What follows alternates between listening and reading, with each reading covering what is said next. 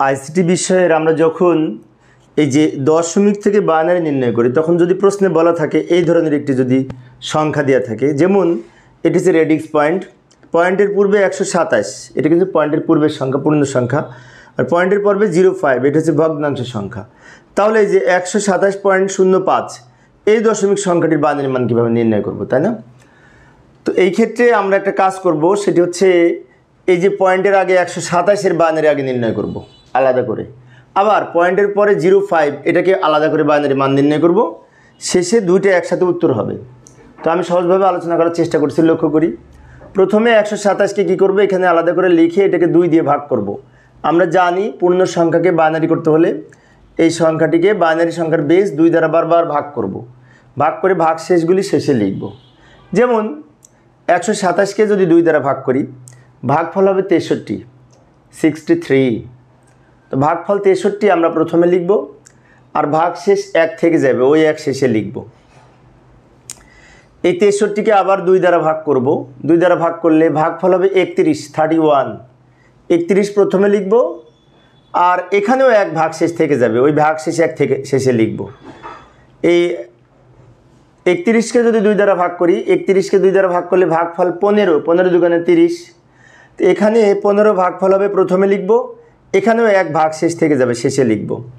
15কে যদি 2 দ্বারা ভাগ করি, ভাগফল হবে 7, প্রথমে লিখব, এখানে 1 থেকে যাবে, ভাগশেষ শেষে লিখব। 7কে 2 দ্বারা ভাগ করলে ভাগফল 3, প্রথমে লিখব, এখানে 1 ভাগশেষ থেকে যাবে, শেষে লিখব।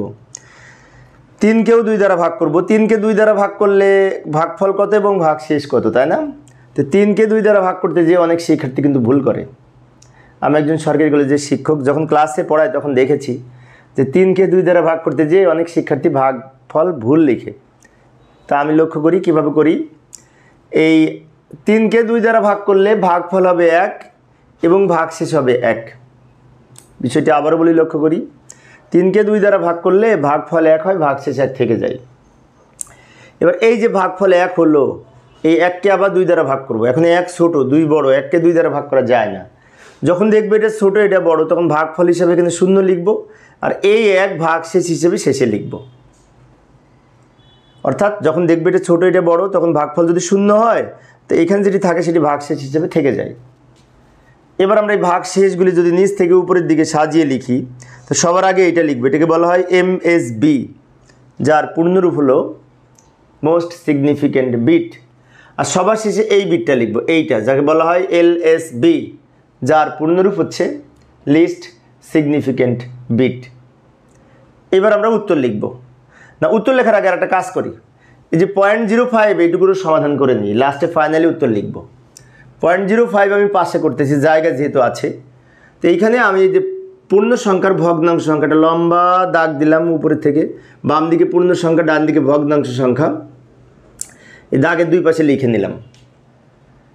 এবারে 0.05 এটা কিন্তু ভগ্নাংশ সংখ্যা, তাই এই ভগ্নাংশ সংখ্যার নিচে লিখব 0.05। লেখার পরে 0.05কে 2 দ্বারা গুণ করব। এখানে যেমন বারবার 2 দ্বারা ভাগ করেছি, এখানে আবার বারবার 2 দ্বারা গুণ করব। গুণ করে পয়েন্টের পূর্বে যে সংখ্যা পাবো এইদিকে লিখব, পয়েন্টের পরে যেটি থাকবে দাগের এইদিকে লিখব। তো এটাকে যদি 2 দিয়ে গুণ করি, তাহলে সম্ভবত হবে 0.1 হবে। তো 0 এখানে লিখব, আর 0.1 ওদিকে লিখব। 0.1কে আবার যদি 2 দ্বারা গুণ করি এই 0.1কে, তাহলে 0.2 হবে। 0 এদিকে লিখব, 0.2 ওদিকে লিখব। 0.2কে আবার যদি 2 দ্বারা গুণ করি, তাহলে 0.4 হবে। 0 এখানে লিখব, 0.4 ওদিকে লিখব। 0.4কে আবার যদি 2 দ্বারা গুণ করি, তাহলে 0.8 হবে। 0 এদিকে লিখব, 0.8 এদিকে লিখব। এই 0.8কে আবার যদি 2 দ্বারা গুণ করি, তাহলে আমরা পাবো 1.6। 1 এদিকে লিখব, 0.6 ওদিকে লিখব। তো এখন আমাদের 1 2 3 4 বার, আমরা 5 বার গুণ করেছি, আর না করলেও হবে, সমস্যা নেই। এবার আমরা উত্তর লিখব। উত্তর লেখার সময় ভালো করে লক্ষ্য করি কীভাবে লিখব।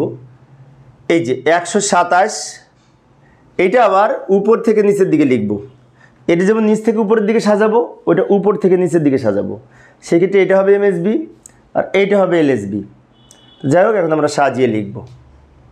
যেমন এই যে উত্তর, ব্র্যাকেট দিব, ব্র্যাকেট দিয়ে এই 1 আগে লিখব, তারপর এই 1, এই 1, এই 1, এই 1, এই 1, এই 1, তারপর পয়েন্ট দিব। পয়েন্টের পরে এই 0.05 মান তো এইটা, এখান থেকে উপর থেকে লেখা শুরু করবো। এই শূন্য আগে লিখব, তারপরে এই শূন্য, এই শূন্য, এই শূন্য, এই 1, এইটা হচ্ছে এই বেস 2 মানে বাইনারি সংখ্যা। অর্থাৎ এখান থেকে নিচ থেকে উপরের দিকে সাজিয়েছি, আবার ওটা উপর থেকে নিচের দিকে সাজিয়েছি। এইভাবে আমরা দশমিক থেকে বাইনারি মানে রূপান্তর করতে পারি যদি পয়েন্টযুক্ত সংখ্যা হয়। তো আচ্ছা, আর একটা সংখ্যা দেখি। এই যে আর একটা সংখ্যা আমি লিখলাম 251.226, তো এইটার বাইনারি মান কত হবে, তাই না? তো ঠিক ওইভাবে আমরা বের করব। তো এবার একটু দ্রুত বলবো সময় সেভ করার জন্য। প্রথমে এই 251 লিখলাম, এটাকে 2 দিয়ে ভাগ করব, ভাগ ফলে এখানে লিখব 125, ভাগ শেষে 1 থেকে যাবে। 125কে আবার যদি 2 দ্বারা ভাগ করি, ভাগ ফলে এখানে লিখব 62, আর ভাগ শেষে 1 থেকে যাবে। 62কে যদি 2 দ্বারা ভাগ করি, এখন অনেকের মনে হতে পারে যে ভাগ শেষ কি সবসময় 1 থাকবে? না, 1 থাকবে না, অনেক সময় শূন্যও হয় ভাগ শেষ। ভাগ শেষে 1 থাকবে অথবা শূন্য থাকবে, দুইটার যে কোনো একটা থাকবে, শূন্য আর 1 ছাড়া অন্য কিছু থাকবে না, বিশেষ করে বাইনারি সংখ্যা ক্ষেত্রে। এবার এই যে 62কে 2 দ্বারা ভাগ করলে ভাগফল 31, এইখানে ভাগ শেষ কিন্তু 1 থেকে যাবে, এই শূন্য থাকবে। 62কে 2 দ্বারা ভাগ করলে ভাগফল 31 আর ভাগ শেষ শূন্য থাকবে। 31কে 2 দ্বারা ভাগ করলে ভাগফল 15, ভাগ শেষে 1 থাকবে। 15কে 2 দ্বারা ভাগ করলে ভাগফল 7, ভাগ শেষ 1 থাকবে। 7কে 2 দ্বারা ভাগ করলে ভাগফল 3, ভাগ শেষে 1 থাকবে। 3কে 2 দ্বারা ভাগ করলে ভাগফল 1, ভাগ শেষে 1 থাকবে। 1কে 2 দ্বারা ভাগ করা যায় না, তখন এখানে শূন্য হবে আর এই 1 এখানে চলে যাবে। এবার নিচ থেকে উপরের দিকে সাজিয়ে লিখলে এটা হবে এমএসবি, এটা হবে এলএসবি, তাই না?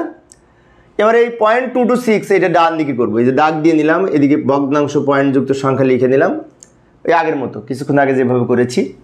0.226 আমি এখানে লিখে নিলাম। এটাকে 2 দিয়ে গুণ করব। 2 দিয়ে গুণ করলে কত হবে? এই যে এই সংখ্যাটি হবে 0.452, এটা হবে।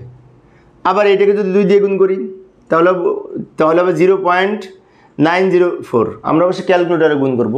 এটাকে 2 দিয়ে গুণ করে এটা হবে। এটাকে আবার 2 দিয়ে গুণ করব। গুণ করলে কত হবে, তাই না?